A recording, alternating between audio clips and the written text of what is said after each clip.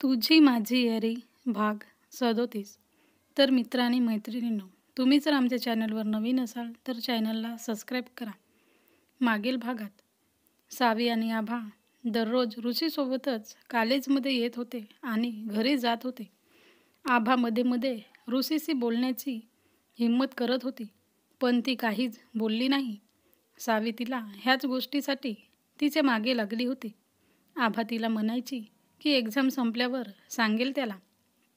ईशानी आणि रोहन मागच्या काही दिवसांपासून कॉलेज अटेंड करत नव्हते, हे त्या दोघींना कळते. तर आतापासून पुढे तर कॉलेजमध्ये सावी आणि आभा एक्झाम देऊन बाहेर येत होती. तेवढ्यात आभा म्हणाली, ईशानी काही दिवसांपासून कॉलेजमध्ये येत नाही आहे. हो, मला सुद्धा ती दिसली नाही, सावी म्हणाली. तेवढ्यात त्यांना ऋतिक दिसतो. आभा त्याला थांबवते आणि ईशानीबद्दल विचारते. ऋतिक म्हणतो की ईशानी आता कॉलेजमध्ये येणार नाही. परंतु का? आणि रोहनही दिसत नाही आहे. कुठं आहेत दोघंही? सावी म्हणाली. तुला नाही माहीत? रोहन आणि ईशानी आता रिलेशनशिपमध्ये नाहीत. त्यांचा ब्रेकअप झालाय, ऋतिक म्हणाला. सावी आणि आभा हे ऐकून शॉक होतात. हे कसं झालं? त्या दोघी विचारतात. मलाही कारण माहिती नाही, ऋतिक म्हणाला. तू मला ईशानीचा ॲड्रेस देऊ शकतो? मला बोलायचे आहे तिच्याशी, आभा म्हणाले. काही फायदा नाही आभा, ईशानी कालच ॲब्रोडला गेली, ऋतिक म्हणाला. काय? गेली ती? अशी कशी गेली ती? आभा म्हणाले. कॉलेजमध्ये एक मुलगी आली होती, जी दिसायला सुंदर आणि खूप हॉट होती. तिने निळ्या रंगाचा जीन्स आणि लाल रंगाचा शॉर्ट टॉप घातला होता. डोळ्यावर काळा गागल, हातात पर्स पकडून कॉलेजमध्ये खूप ॲटिट्यूडने फिरत होती. तेवढ्यात काही मुले तिला पाहून आपली थूक गिळत होते आणि बोलत होते. हाय, इतकी हॉट आहे यार ही. एक वेळ मला भेटली ना तर मोजच मोज आहे. ती मुलगी हे ऐकते आणि मागे पलटून त्यांच्या जवळ येते. ती आपला गॉगल काढते आणि बोलते. मला माहिती आहे मी खूपच हॉट आहे, but I am so sorry baby. मला तुझ्या तोंडून ऐकून आवडलं नाही, कारण तुझ्या बोलण्यात एक गलत सेंटेन्स आहे, जे की कोणत्याही मुलीसाठी गलत आहे. जर माझ्या जागी तुझी बहीण किंवा गर्लफ्रेंड असती तर तू तिला असंच बोललं असतं का बेबी? ते मुले चूप होतात. बेबी काय झालं? आत्ताच तर तुम्ही लोक खूप काही बोलत होते, ती मुलगी म्हणाली. ते मुले आपला डोका खाली करून चुपचाप होते. ती मुलगी आपला गॉगल घालून खूपच ॲटिट्यूडने समोर जाते. तेवढ्यात तिच्याजवळ एक मुलगा येतो. तो बोलतो, शेवटी तू कॉलेजमध्ये आलीच. यायचं तर मला आधीच होतं, परंतु काही हरकत नाही, आता तर आलीच आहे मी. ती त्याचा नाव घेऊन बोलते. जय, तुला माहीत आहे ना तो आत्ता इथंच आहे? ती मुलगी म्हणाली. हो, मी माहीत केलं, तो इथंच आहे. तुला भेटायचं आहे का त्याला? चल माझ्याबरोबर, जय म्हणाला. हो, मी त्याच्यासाठी आली आहे, पण मी त्याला नंतर भेटेन, असं म्हणून ती कॉलेजच्या बाहेर असलेल्या आपल्या कारमध्ये बसून निघून जाते. सावी आणि आभा जे आत्ताही ईशानी आणि रोहनबद्दलच डिस्कस करत होते. मला अजिबात विश्वास होत नाही आहे यार की रोहन आणि ईशानीमध्ये सर्व संपलंय, आभा म्हणाली. आभाच्या मनात खूप सारे प्रश्न चालू असतात. रोहन जो की आभाकडे येत होता, तो तिच्याकडे येऊन बोलतो. आभा, मला तुझ्याशी काही बोलायचे आहे. तो आभाला आपल्यासोबत कॉलेजच्या टेरेसवर घेऊन जातो. आभाच्या मनात आधीच प्रश्नांचा थैमान चालू होता. ती त्याच्यासोबत जाते. आभा, मला या कॉलेजचा टेरेस खूप आवडतो, कारण इथं आपण खूप गप्पा मारायचो, रोहन म्हणाला. हो, ते तर आहेच. रोहन, तुझा आणि ईशानीचा ब्रेकअप झालाय? आभा म्हणाली. हो झालंय, रोहन म्हणाला. परंतु का रोहन? तू तर ईशानीला खूप प्रेम करत होता ना, मग काय झालं तुम्हा दोघात? असं कोणतं कारण आहे ब्रेकअपचं? आभा म्हणाले. रोहनला तिचे सर्व प्रश्न समजत होते. तो सरळ आभाच्या समोर उभा होतो आणि बोलतो. कारण तू आहेस आबा. आबा जसं हे ऐकते तिला काहीच समजत नव्हते. तुला काय म्हणायचे आहे रोहन? मला समजत नाही, आभा म्हणाले. आभा, मी तुला पसंत करायला लागलो आहे. आय लव्ह यू आभा. कधी तू मला आवडायला लागली हे मलाच कळलं नाही, रोहन म्हणाला. आभा हे ऐकून ते पूर्ण फ्रीज झाली होती. रोहन बघतो की आभा काहीच बोलत नाही आहे. तो तिला म्हणतो, मला माहीत आहे आभा, तू आणि ऋषी फेक कपल आहात आणि रिअल कपल असण्याचा तुम्ही दोघंही फक्त नाटक करताय. मी त्या दिवशी कॉलेजच्या बाहेर तुझे आणि सावीचे बोलणे ऐकले होते. मी तुला फोर्स करणार नाही. तू वेळ घे, विचार कर.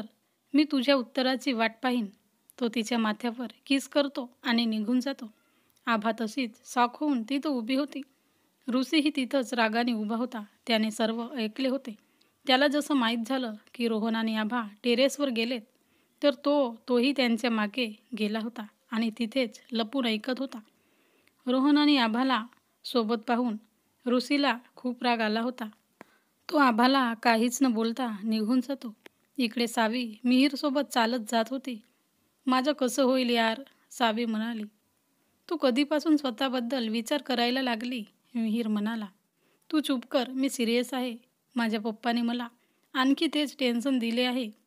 तुला माहीत आहे, पप्पाने मला म्हटलं की तुला ओजस्वीच लग्न करावे लागेल. माझे तर होसच उडले. मी काय करू? ती चिडून बोलते. असं काय दिसते माझ्या पप्पाला त्याच्यात? मला त्याच्याशी अजिबात लग्न करायचे नाही. कोणीतरी वाचवा यार मला. ओ अच्छा, माझ्याकडे एक प्लॅन आहे, मिहीर म्हणाला. सावी एकदम थांबते आणि मिहीरच्या समोर येत बोलते. लवकर सांग, काय प्लॅन आहे?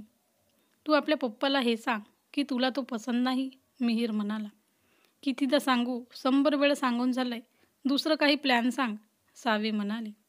माझी पूर्ण गोष्ट ऐकून तरी घे. तू असं म्हण की तू कोणाला तरी पसंत करते आणि तुला त्याच्याशीच लग्न करायचे आहे. दॅट्स ऑल, मिहीर म्हणाला. सावी मिहीरकडे आपला हात करते. मिहीर जो की तिचा हात पाहून घाबरतो.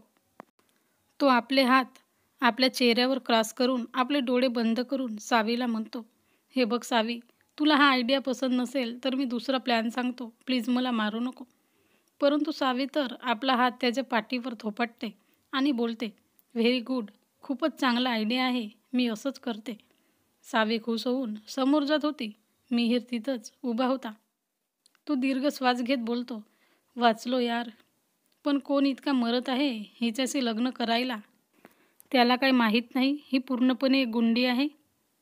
तेवढ्यात आयशा त्याच्याजवळ येऊन बोलते, मिहीर.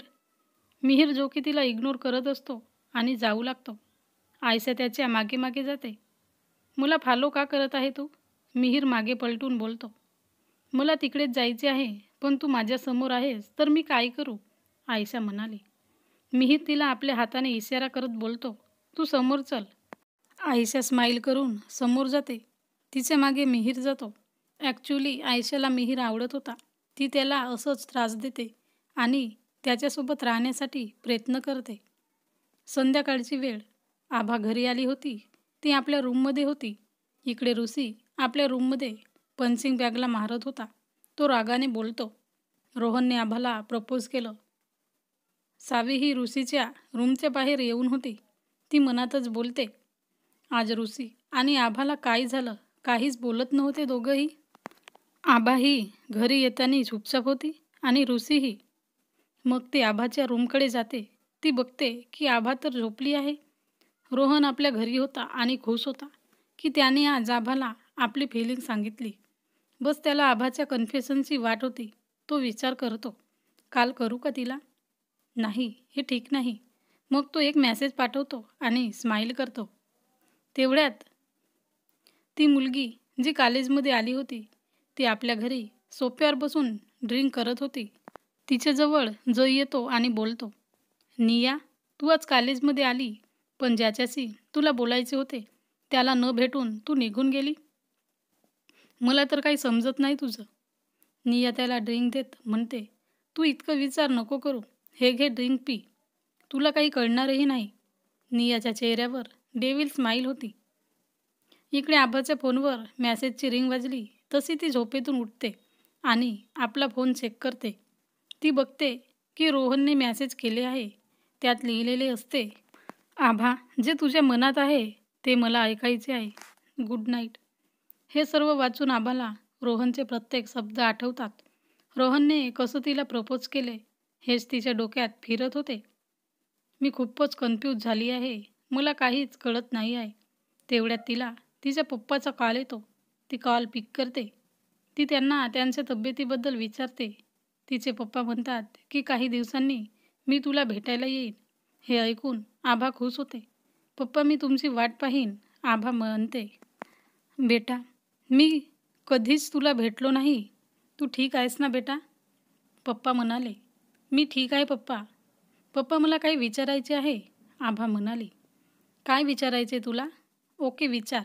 तिचे पप्पा म्हणाले, आपण ज्या वस्तूसाठी खूप रडलो, आपल्याला दुःख झालं, तेव्हा आपल्याला ती वस्तू मिळाली नाही.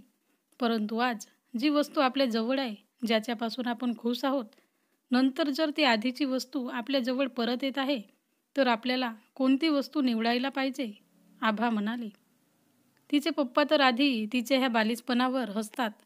मग ते बोलतात, ज्या वस्तूसाठी तू हर्ट आहेस आणि तुला दुःखही वाटलं असेल,